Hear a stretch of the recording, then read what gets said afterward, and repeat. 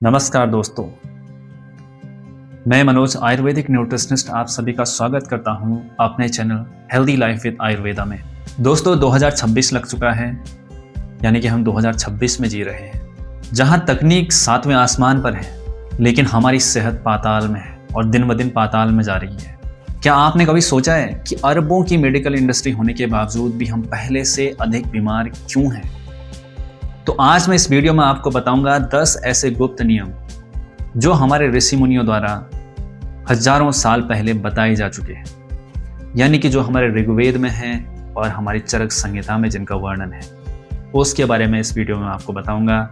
इसलिए वीडियो पूरा अंत तक जरूर देखें। अगर इन नियमों को आपने अपनी लाइफ में उतार लिया तो आप यकीन मानिए इस सुपरफास्ट युग में भी यह नियम आपको सुपर हेल्दी बनाए रखेंगे। इसलिए वीडियो को अंत तक जरूर देखिए। पहला नियम है ब्रह्म मुहूर्त में जागना। आयुर्वेद में बताया गया है कि ब्रह्म मुहूर्त यानी कि सूर्योदय से 48 मिनट पहले जाग जाना चाहिए, यानी कि लगभग 1.5 घंटे पहले हमें जाग जाना चाहिए सूर्योदय होने से पहले। जैसा कि हम आजकल रात 12, 1, 2 बजे तो रील देखते हैं और सुबह 9 से 10 बजे हम उठते हैं, लेकिन आयुर्वेद कहता है कि सुबह यानी कि ब्रह्म मुहूर्त की हवा में ब्रह्म तत्व होता है। तो 8-9 बजे उठने से तो ब्रह्म तत्व मिलेगा नहीं, तो इसलिए कम से कम 4 बजे भी नहीं उठ सकते हो तो 5 बजे उठ जाओ, 6 बजे उठ जाओ, लेकिन 8-9 बजे तक सोए मत रहो। और अलग अलग स्टडीज में भी ये देखा गया है कि जो लोग सुबह 5 बजे उठते हैं और वॉक करते हैं, यानी कि थोड़ा बहुत टहलते भी हैं, तो उनका जो स्ट्रेस लेवल है वह आम इंसान के मुकाबले 30% तक कम पाया जाता है। और आजकल के समय में स्ट्रेस ही लगभग हर बीमारियों की जड़ है। इसलिए कल से ही आप ब्रह्म मुहूर्त में उठने की कोशिश शुरू कर दें। दूसरा है ताम्र जल का सेवन करना। आयुर्वेद के अनुसार रात भर तांबे के लोटे में रखा हुआ पानी सुबह बैठकर पीना चाहिए, और हो सके तो यह पानी बिना कुल्ला करे बासी मुंह पीने से और ज़्यादा फायदे मिलते हैं। अब जैसा कि आजकल लोग जो है प्लास्टिक की बोतलों का ज़्यादा यूज करते हैं, यानी कि प्लास्टिक की बोतलों से ज़्यादा पानी पीते हैं, जिससे लगातार हमारे शरीर में माइक्रोप्लास्टिक जाते रहते हैं। वहीं पर तांबा प्राकृतिक रूप से बैक्टीरिया को मारने का काम करता है और आपके मेटाबॉलिज्म को किक स्टार्ट देने का काम भी करता है। तो आप ही डिसाइड करिए कि आपको कौन सा पानी पीना चाहिए। और मेरी सलाह है तो ये तो बहुत ही आसान नियम है। एक तांबे का लोटा रख लो, उसमें पानी रख दो, ढक दो उसको, और सुबह उठते ही सबसे पहले उस तांबे के लोटे में रखे हुए पानी का सेवन कर लीजिए। ये आपके लिए बहुत फायदेमंद रहेगा। तीसरा नियम है ऋतुभक नियम, यानी कि सीजनल ईटिंग। आयुर्वेद कहता है जो आपके क्षेत्र में और इस मौसम में उग रहा है ना, उसी को खाइए, वो सबसे ज़्यादा फायदेमंद होता है। जनवरी की कड़कड़ाती ठंड में स्ट्रॉबेरी शेक या फ्रोजन मटर खाना आयुर्वेद के अनुसार विरुद्धाहार है। इसलिए 2026 में जहाँ पर कि अधिकतर स्टोरों में प्रोसेस्ड फूड दिया जा रहा है या सब्जी भी पहले की फ्रोजन सब्जी दी जा रही है, ऐसे में आपके लिए सही रहेगा कि आप डायरेक्टली, अगर आप गांव के आसपास रहते हैं तो डायरेक्टली जो किसान लोग बेचते हैं उनसे सब्जी लेकर आप उनका सेवन करो।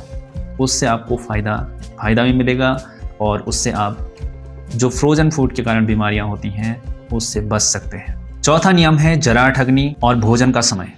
आयुर्वेद में कहा गया है भोजनांते विषमवारी, यानी कि भोजन के तुरंत बाद पानी पीना विष के समान होता है। उदाहरण के लिए जैसे आप जलती हुई आग में पानी डालते हैं तो आग बुझ जाती है, ठीक उसी तरह आप खाना खाने के तुरंत बाद अगर पानी का सेवन करते हैं तो आपकी जो जराठग्नि है, जो कि खाना पचाने का काम करती है, वो बुझ जाती है या मंद पड़ जाती है, जिसके कारण आपका खाना सही से नहीं पच पाता है। इसलिए याद रखिए कि खाना खाने के 45 मिनट तक पानी बिल्कुल मत पीजिए। 45 मिनट बाद ही आप पानी का सेवन करिए, तो आपको इसका बहुत फायदा मिलेगा। पांचवा नियम है विरुद्धाहार, यानी इनकम्पैटिबल फूड। आयुर्वेद कहता है कि विरुद्धाहार से हमें सबसे ज़्यादा बचने की ज़रूरत है, और आजकल के समय में तो और अधिक। जहाँ पर आप रोज़ाना मिल्क शेक पी रहे हो, बादाम शेक पी रहे हो, या अलग अलग प्रकार की फ्रूट क्रीम आप खा रहे हो, वहाँ पर कोई इस कॉम्बिनेशन का कोई ध्यान ही नहीं रखता है। अब जैसा कि आपको वैसे मालूम होगा आपको भी कि दूध के साथ नमक से बनी हुई चीज़ें नहीं खाते हैं, दूध के साथ खट्टी चीज़ें बिल्कुल नहीं खाते हैं। लेकिन जब आप शेक बनाते हो, आप फ्रूट शेक बनाते हो, उसमें तो सारी चीज़ें एक साथ डाल देते हैं वो, तो उसका नुकसान होगा या नहीं होगा? उसका नुकसान तुरंत नहीं दिखता, इसलिए आप उसको मानते नहीं हो। लॉन्ग टर्म में उसका नुकसान होता है अगर आप विरुद्ध आहार करते हैं। यानी कि अगर आप दूध के साथ कोई मछली, चिकन, मटन इस तरह की चीज़ें भी खाते हैं, वो तो और ज़्यादा खतरनाक होता है। तो इससे क्या होता है कि आपका जो इम्यून सिस्टम है वो कमज़ोर पड़ता है और बाद में त्वचा संबंधी अधिक रोग होते हैं।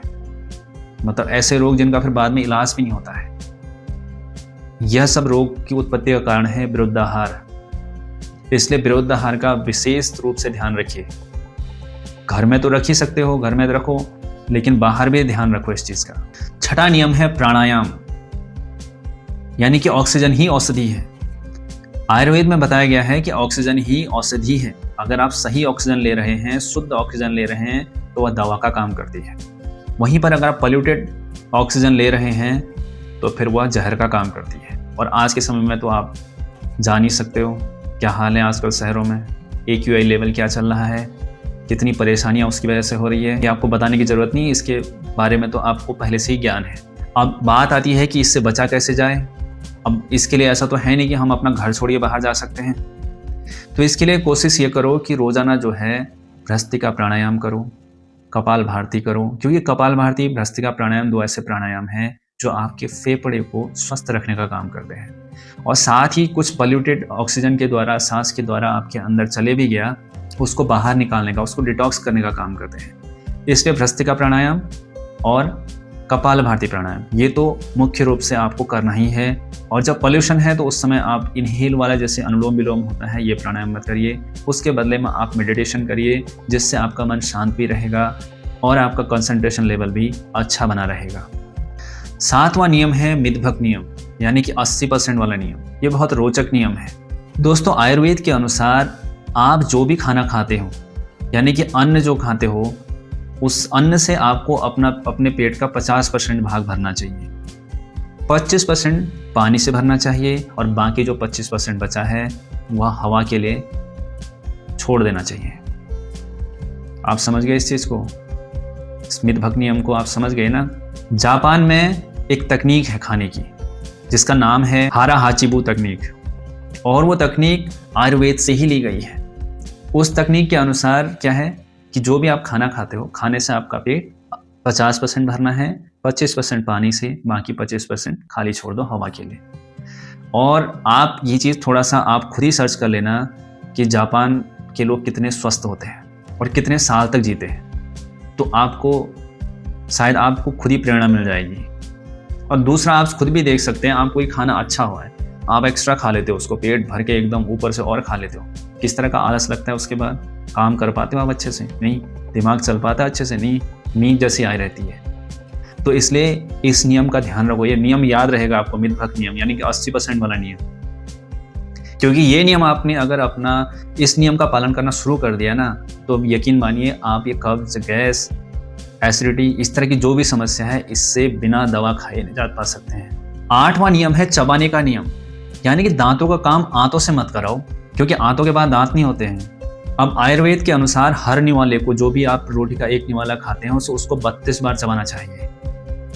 पर आजकल के समय में होता क्या है कि आप खाना खा रहे हैं और खाने के साथ साथ आप रील भी देख रहे हैं, तो आपको कई बार मालूम पड़ता है कि आप बिना चबाए निगल दे रहे हैं उसको। तो फिर जब बिना चबाए निगल दिया, अपने पेटों में तो कोई दांत लगा नहीं है, आंतों में तो कोई दांत है नहीं, फिर वो दिक्कत करेगा या नहीं करेगा पचने में? करेगा ना।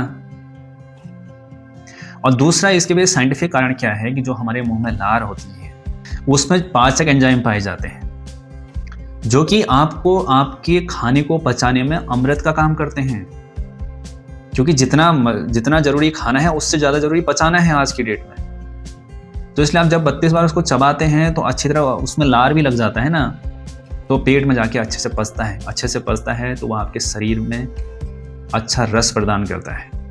इसके लिए आप क्या कर सकते हैं कि जब भी आप खाते हैं तो शांत मन से मोबाइल दूर रख के खाना खाओ। उस समय थोड़ी देर के लिए अपने को समय दे दो, 15-20 मिनट का, क्योंकि अच्छे से आप खाना चबा के खा लोगे। इससे आपका पेट भी स्वस्थ रहेगा, और जब पेट स्वस्थ रहता है तो मन भी स्वस्थ रहता है, शरीर भी स्वस्थ रहता है। ठीक है, तो इस चबाने के नियम को हमेशा ध्यान रखो। एक निवाला कितनी बार चबाना है? 32 बार। इस चीज़ का ध्यान रखना जब भी आप आगे खाना शुरू करते हो। 9वां नियम है निद्रा, जिसको कि हीलिंग विंडो भी कहा जाता है।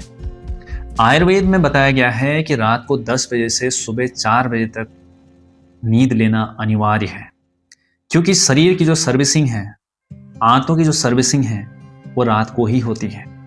अगर आप इस टाइम सोते नहीं हो, इस समय आप जागते हो, तो आपके ना आंतों की सर्विसिंग हो पाती है अच्छे से, ना आपके शरीर की सर्विसिंग हो पाती है। और इस समय आप जाग रहे हो तो ना ही आपके माइंड की सर्विसिंग हो पाती है, रिलैक्स मिल पाता है आपके माइंड को। तो इसका साइड इफेक्ट होगा या नहीं होगा? कोशिश करा करो कि 10 से 4 बजे के टाइम में आप सो जाया करो। और सोने से पहले एक चीज़ और करना, अपने पैर के तलवों को नारियल के तेल से या सरसों के तेल से मालिश जरूर किया करो। इससे आपको नींद भी अच्छी आती है और यह आपकी क्लीजिंग प्रोसेस में बहुत मददगार होता है। और 10वां नियम है सद्व्रत, यानी कि मानसिक आरोग्य। आयुर्वेद में केवल शरीर ही नहीं बल्कि आचार विचार की शुद्धता का भी विशेष ध्यान रखा गया है। यानी कि शरीर के साथ साथ आपके आचार विचार भी शुद्ध होने चाहिए, तभी आप स्वस्थ रह सकते हैं। क्योंकि आजकल के समय में सोशल मीडिया, एक दूसरे को जब आप देखते हो और वहां पर आप एक दूसरे से कंपैरिजन करते हो अपने से, तो उससे आपके अंदर ईर्ष्या पैदा होती है, द्वेष पैदा होता है, टेंशन होती है, जिससे आजकल लोग अलग अलग प्रकार की बीमारियों का शिकार हो रहे हैं। इसलिए आपको शरीर के ध्यान रखने के साथ साथ अपने मन का भी ध्यान रखना है। ईर्ष्या, द्वेष, इस तरह से अपने आप को बाहर रखना है और नेगेटिव न्यूज़ या नेगेटिव चीज़ें कम देखनी है या बिल्कुल भी ना देखो तो सही है। मन को अगर शांत रखना है तो अच्छी किताबें पढ़ो, अच्छी वीडियोस देखो और सबसे बढ़िया है कि अध्यात्म से जुड़ो। क्योंकि अगर आप अध्यात्म से जुड़ते हैं, उससे आपको अपनी मानसिक शांति को बनाए रखना या मानसिक शांति को और अच्छा बनाए रखने में बहुत मदद मिलती है। दोस्तों, ये थे 10 नियम। अब ये नियम सुनकर तो अच्छे लगे होंगे, लेकिन फ़ायदा तो तभी मिलेगा जब आप इनका पालन करेंगे। तो अब बात आती है कि इन नियमों का पालन कैसे किया जाए। तो इसलिए मेरा जो आपको सुझाव है, आप पहले अपने 21 दिन का एक नियम बनाइए। यानी कि पहले 21 दिन आप केवल 2 नियम का पालन करिए। अपने डेली रूटीन में इस नियम का पालन कीजिए। पहला नियम है सुबह जल्दी जागना, यानी कि ब्रह्म मुहूर्त में जागना। जैसा मैंने बताया कि सूर्योदय से 1.5 घंटा पहले जागना, इसका अभ्यास करिए। और दूसरा नियम है कि खाना खाने के साथ पानी नहीं पीना, यानी खाना खाने के तुरंत बाद पानी नहीं पीना, बल्कि 45 मिनट बाद ही पानी पीना। ये दोनों आसान नियम हैं। आप इन नियमों का पालन अगले 21 दिन कम से कम इस नियम का पालन करो। तो पहले जो आसान नियम है उनको करो। जब उनको कर लोगे तो आपके अंदर आत्मविश्वास बढ़ जाएगा, हाँ मैं नियम पालन कर सकता हूँ। फिर उसके बाद जो आगे के नियम हैं वो भी आप पालन करो। और अगर आपने इन दो नियमों का भी पालन आपने कराना, तो 1 महीने के अंदर आप खुद फर्क महसूस करेंगे और बहुत फर्क महसूस करेंगे। दोस्तों, वेदों में कहा गया है शरीर माध्यम खलु धर्म साधनम, यानी कि शरीर ही सभी कर्तव्यों का पालन करने का साधन है।